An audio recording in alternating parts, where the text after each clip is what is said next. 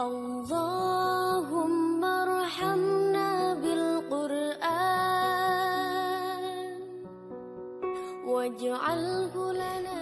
ومنكم من يقول ربنا آتنا في الدنيا حسنة وفي الآخرة حسنة وقنا عذاب النار.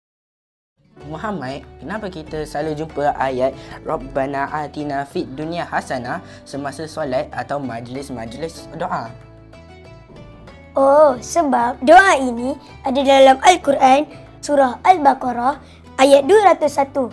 Doa ini minta supaya Allah memberi kita kebaikan di dunia dan kebaikan di akhirat.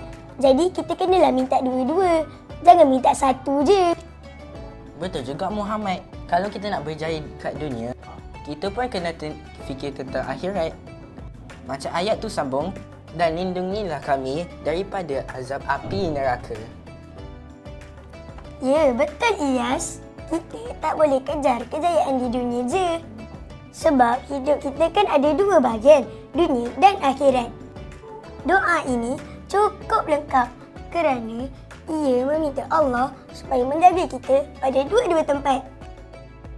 Muhammad, Ana rasa kita kena amalkan doa ini selalu, tak kira masa.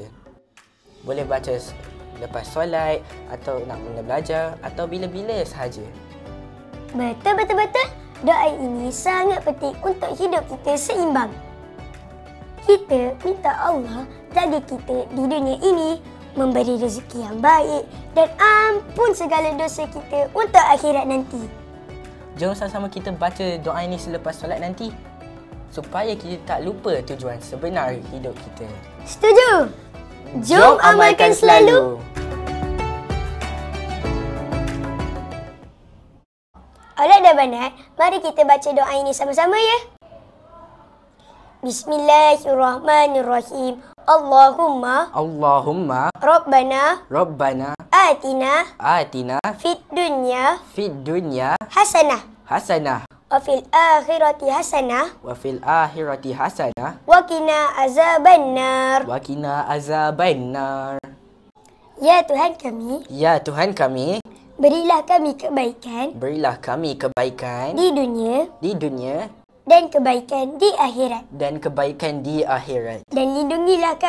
lindungilah kami daripada azab api neraka. Amin.